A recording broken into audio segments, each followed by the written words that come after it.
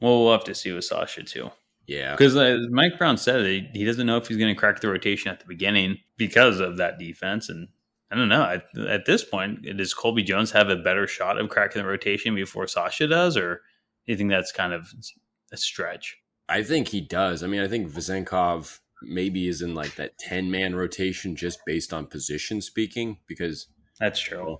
like who's going to be the backup for, or I mean, well, no, because maybe not even the top 10 because, you still have Lyles and McGee and Len. Yeah, that's I don't true. know. I mean, Vezenkov, I really root for Vezenkov because he just seems like such a like down to earth guy, and he seems very aware of what's going on and the challenges that are in front of him.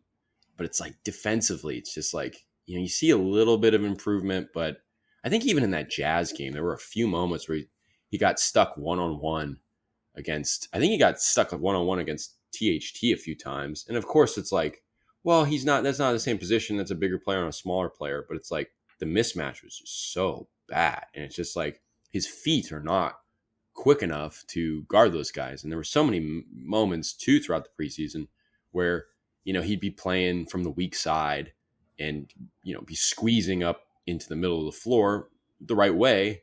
But then as soon as the ball gets swung back to the weak side to a perimeter player and he's got to close out on him, as soon as he's closing out, he's got to push it so hard to get there to, contest a potential open three that, well, all of a sudden he just becomes a set of saloon doors and people can swing right through him. You know what I mean? Yeah. And it's just like, I don't know. And I don't think he's ever going to improve his foot quickness or whatnot, but he can gain a comfort with guarding in the NBA and trying to reduce the ability for other teams to exploit that. I think the more experience he gets in the league, he's smart enough. And I think the coaching staff with Fernandez and Mike Brown especially, they can help coach him up to limit those weaknesses. But I mean, it is a work in progress, and nothing's assured at this point for him. And he's really going to have to show that he can't be a liability. And I mean, I'm not too concerned about the fact that I think he shot under 30% from three this preseason, but I'm not too worried about the threes. I think one of the things that is interesting about him was, I think in that Jazz game, there were a few times where he got like dribble handoffs and he'd put the ball on the floor, basically hesitating on the shot, and then, dribble and pass, which Malik Monk said post game was like, we don't want him to do that. I mean, he's such a good shooter. He needs to shoot that ball. So I think the comfort with the 3-point shooting will come along. I don't think there's any doubt about that. I mean, he might have the best, quickest stroke on the team, arguably.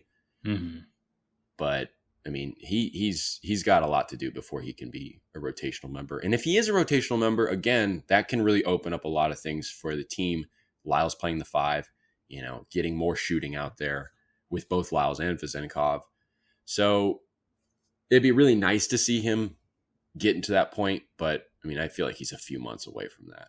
And yeah, I mean, the shooting's going to be there. He seems to have a very good mindfulness of the little things. He's really good on the glass. He and Colby Jones and a couple other guys are always down on the glass trying to get a rebound and getting a body on a guy, which is what you want. But doing the little things and trying to do the right thing is not always going to get you on the floor, especially with, as we've said, a very, very deep roster. So, I don't know. It's work in progress for Vezenkov, but I don't know. I mean, I wouldn't be. I think he can figure things out and limit his weaknesses defensively again midway through the season. I wouldn't be surprised also if he's kind of just a periphery player his first season and not seeing the floor that much because there are other guys and they have such versatility in terms of like Murray and Barnes, and they got Lyles, and they have two solid backup true centers that it's going to be hard as it is for Vezenkov to kind of like creep into that rotation. And with the shooting and the lore of being a EuroLeague MVP, we all want him to be that. We all want him to, just from a pure basketball fan standpoint, everybody wants to see him play. It's just, it's good for the game. It's fun to watch. He's got such a beautiful shot, but I mean, realistically speaking, he's a pretty long way off from doing that, I think.